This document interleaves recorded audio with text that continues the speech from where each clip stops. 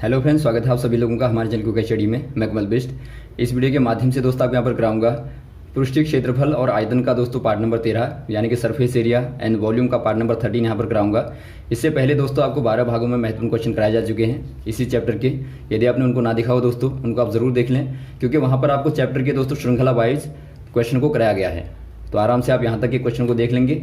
उसके बाद दोस्तों आपको पार्ट नंबर 13 में मिलेगा आयतन के आधार पर क्वेश्चन यहाँ पर आपको मिलेंगे दोस्तों। इससे पहले हमने क्षेत्रफल के आधार पर देखे थे और आज हम बात करेंगे आयतन के आधार पर जो क्वेश्चन होते हैं। पहले शुरुआत में दोस्तों आपको बताएंगे आयतन क्या होता है, उसके बाद में इसके आधार पर जो ठोस होते हैं उनके आयतनों की बात करेंगे। तो शुरू करते हैं। आराम से आप देखें दोस्तों टॉपिक को शुरू से लेकर आखिर तक। और यदि आपने हमारे चैनल को सब्सक्राइब ना किया हो दोस्तों, प्लीज़ सब्सक्राइब कर लें ताकि हमारे वीडियोज़ आपको लगातार मिलते रहें। तो शुरू करते हैं दोस्तों क्वेश्चनों को। आराम से आप कॉपी और पेन निकाल लें ताकि आपको जो भी यहाँ पर मिलेगा आप दोस्तों आराम से नोट करते रहेंगे। देखिए दोस्तों, पहले बात कर लेते हैं आयतन की यानी कि वॉल्यूम की। वॉल्यूम क्या होता है दोस्तों? आपको हमने दो प्रकार की बॉडियां बताई थी दोस्तों, जहां पर एक प्रकार की होती हैं जिनको आप द्विविमीय बोलते हैं, द्विविमीय, या फिर आप शॉर्ट में बोल देते हैं दोस्तों 2 डायमेंशनल, यानी कि 2D वाली बॉडीज होती हैं। यहाँ पर दोस्तों एक्स और वाई 2 एक्सिस होती हैं। और एक प्रकार की होती हैं आपकी जिनमें 3 एक्सिस होती हैं, यानी कि एक्स, वाई और जेड, यानी कि ऊपर की ओर दोस्तों जेड जो होगा आपका ऊपर की ओर यहाँ से इस प्रकार से होगा। तो यहाँ पर आप क्या देखते हैं? यहाँ पर आप देखते हैं दोस्तों लंबाई और चौड़ाई है, और यहाँ पर आप देखते हैं लंबाई, चौड़ाई, और साथ में ऊपर की ओर दोस्तों क्या है? ऊपर की ओर ऊंचाई दिखती है। तो यहाँ से जो आपकी बॉडी बनेंगी दोस्तों वो आपकी आयत हो गया दोस्तों, या वर्ग हो गया, या वृत्त हो गया, या त्रिभुज हो गया। इस प्रकार की आकृतियाँ बनती हैं जहाँ पर आपको केवल आपका दोस्तों 2 ही विमाएँ दिखती हैं। लेकिन यदि आप बात करें त्रिविमीय की, यानी कि 3 डायमेंशनल की, जहाँ पर आपकी 3 विमाएँ हैं, त्रिविमीय या फिर आप कहें 3 डायमेंशनल, यहाँ पर दोस्तों आपके पास में लंबाई के साथ में चौड़ाई और चौड़ाई के साथ में दोस्तों ऊंचाई भी आती है। यानी कि आप एक घन को ले सकते हैं दोस्तों, या फिर आप एक घनाभ को ले सकते हैं, घनाभ को ले लें, या फिर आप एक बेलन को ले लें। तो इस प्रकार की जो बॉडीज़ होती हैं दोस्तों, इनमें क्या होता है? इनमें आपका आधार के साथ में ऊंचाई भी ऐड होती है। यानी कि आप कह सकते हैं जो आधार है उसके साथ में ऊंचाई भी यहाँ पर होती है। तो इनमें क्या अंतर है? यदि आप दोनों को देखें दोस्तों, यहाँ पर आप देखते हैं ये एक प्रकार से दोस्तों आपके पास में ठोस प्राप्त होते हैं। ठोस यानी कि दोस्तों ये जगह को घेरते हैं, यानी कि स्पेस को घेरते हैं। और यहाँ पर आप देखते हैं ये आपकी समतल हैं।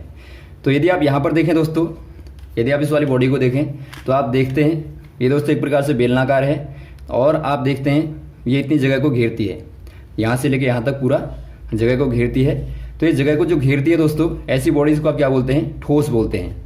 या फिर आप एग्जाम्पल के तौर पर इस वाले बॉक्स को देखें, ये दोस्तों आपका घनाभाकार है, और आप देखते हैं यहाँ से लेके यहाँ तक की पूरी जगह को दोस्तों ये घेरता है, लंबाई, चौड़ाई और ऊंचाई के साथ में इतने स्पेस को घेरता है। तो ऐसी बॉडीज़ को दोस्तों आप क्या बोलते हैं? इनको आप ठोस बोलते हैं, यानी कि आप सॉलिड बोलते हैं। तो जो आपकी त्रिविमीय बॉडीज़ होंगी दोस्तों, उनमें खास बात क्या होती है? उनमें खास बात होती है कि वो जगह को घेरती हैं, यानी कि एक प्रकार से स्पेस को घेरती हैं। यानी कि दोस्तों आप कह सकते हैं कि ये जगह को घेरती हैं, यानी कि स्पेस को घेरती हैं। इसीलिए आप इनके आयतन की बात करते हैं। यानी कि आप कह सकते हैं यदि आप आयतन निकालेंगे दोस्तों तो आप आयत का आयतन नहीं निकाल सकते, या फिर आप वर्ग का दोस्तों आयतन नहीं निकाल सकते, या वृत्त का आयतन नहीं निकाल सकते। इनका दोस्तों आप क्या निकालेंगे? इनका केवल आप क्षेत्रफल निकाल सकते हैं।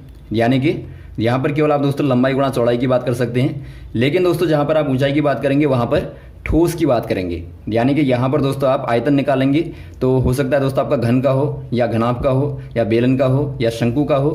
तो ये दोस्तों एक प्रकार से क्या होंगी? ये आपकी जगह को घेरने वाली बॉडीज़ होंगी। तो यहाँ तक आपको समझ में आ गया होगा। तो यहाँ पर देखिए जो आयतन होता है दोस्तों, ठोस वस्तुओं द्वारा घेरे गए स्थान की माप को आप उस वाले ठोस का आयतन कहते हैं। यानी कि देखिए यदि आप इस वाले ठोस के आयतन की बात करें दोस्तों, तो इस ठोस के द्वारा जितना भी स्थान घिरा गया है दोस्तों, इसकी यदि आप माप करेंगे, मापने का मतलब है यहाँ से लेके आपने पूरी बॉडी को माप दिया, तो वही दोस्तों क्या हो जाएगा? इस वाले ठोस का आयतन हो जाएगा। तो क्या ध्यान देंगे आप यहाँ पे? जो भी आपका ठोस होगा दोस्तों, वो भले आपका बेलनाकार हो, या घनाभाकार हो, या शंकुकार हो, यदि आप उसके स्पेस को मापेंगे तो वही दोस्तों उस फिगर का क्या होगा? आयतन होगा।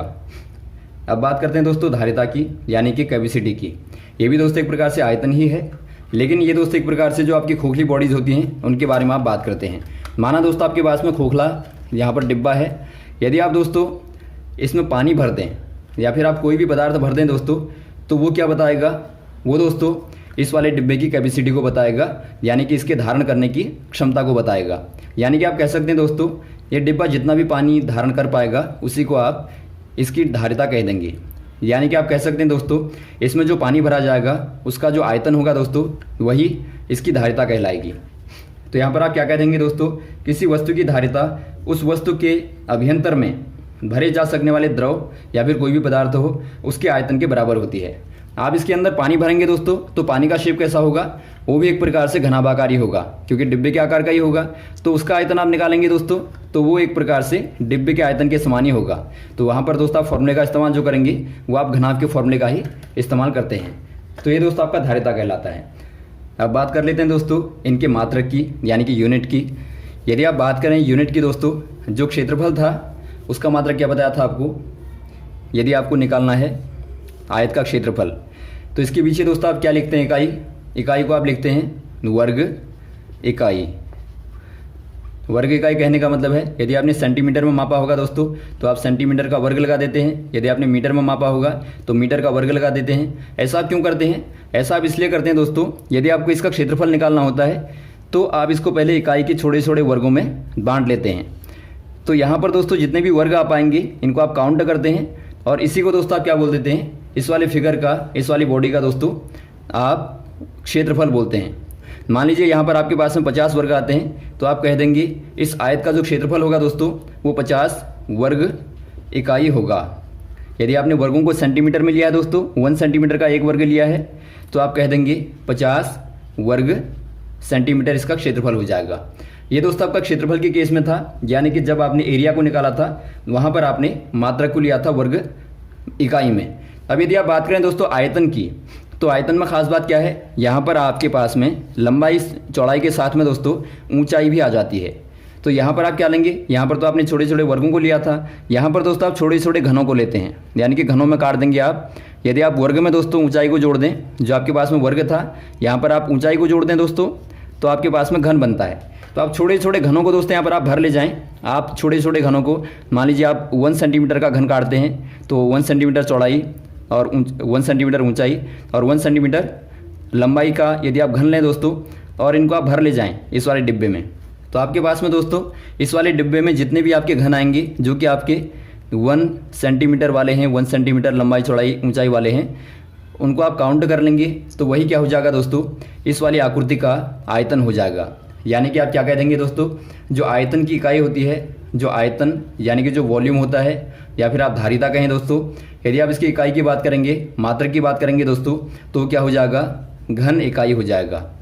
घन इकाई कहने का मतलब है क्यूबिक यूनिट हो जाएगा। तो आप ध्यान देंगे दोस्तों, जो आयतन का मात्रक हो जाएगा वो घन इकाई हो जाएगा, या फिर आप कहें क्यूबिक यूनिट होगा दोस्तों। एग्जाम्पल के तौर पर देखिए, यदि आपने सेंटीमीटर में लिया तो आप घन सेंटीमीटर कर देंगे, यदि आपने मीटर में लिया तो आप घन मीटर कर देंगे।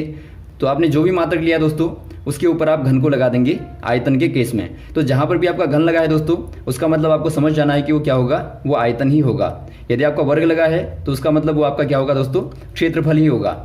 तो ये दोस्तों आपको दोनों में अंतर ध्यान देना है। अब बात कर लेते हैं दोस्तों घनाभ का आयतन, यानी कि वॉल्यूम ऑफ क्यूबॉइड। यदि आप क्यूबॉइड की बात करें दोस्तों, यदि घनाभ की बात करें, तो पहले आपको पता होना चाहिए जो घनाभ की आकृति होती है वो कैसी होती है। घनाभ को दोस्तों आप आयतों के माध्यम से बनाते हैं। यहाँ पर आपने आयत को लिया, आप 6 आयतों को लेते हैं दोस्तों, उसके माध्यम से आप घनाभ को बनाते हैं। यहाँ पर देखिए ये घनाभ बन गया। यहाँ पर दोस्तों लंबाई है, ये चौड़ाई है, और ये दोस्तों ऊंचाई है।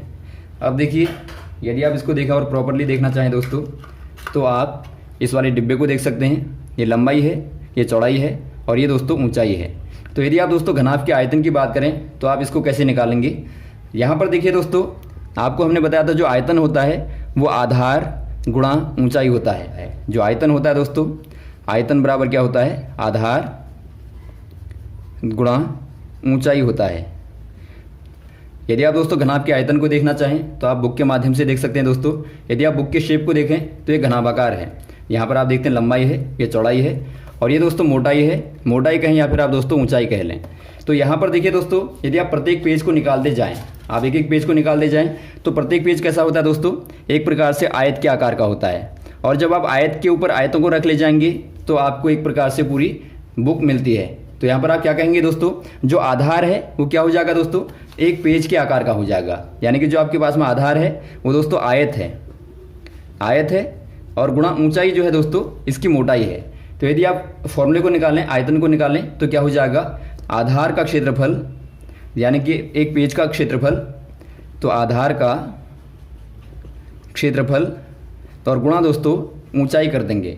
यानी कि यदि आप आधार का क्षेत्रफल निकालें दोस्तों, आधार क्या है, आधार आयत है और आयत का क्षेत्रफल आप जानते हैं लंबाई गुणा चौड़ाई होता है। तो लंबाई गुणा चौड़ाई हो जाएगा आधार का क्षेत्रफल और गुणा दोस्तों ऊंचाई हो जाएगा। तो जो घनाभ का क्षेत्रफल हो जाएगा क्या होगा दोस्तों, वो आपका हो जाएगा लंबाई गुणा चौड़ाई गुणा ऊंचाई। या फिर आप शॉर्ट में कहें दोस्तों तो वॉल्यूम ऑफ क्यूबॉइड बराबर हो जाएगा लंबाई L गुणा चौड़ाई B गुणा हाइट H हो जाएगा। तो इसको दोस्तों आप याद रखेंगे, L गुणा B गुणा H होता है। अब बात करते हैं दोस्तों घन के आयतन की, यानी कि वॉल्यूम ऑफ क्यूब। क्यूब में क्या अंतर होता है दोस्तों, आपने घनाभ में देखा घनाभ आयत से मिलकर बना होता है, लेकिन जो क्यूब होता है वो दोस्तों वर्गों से मिलकर बना होता है। यहाँ पर आपने देखा 6 आयतों से मिलकर दोस्तों घनाभ बनता है, लेकिन जो घन होता है दोस्तों वो 6 वर्गों से मिलकर बना होता है।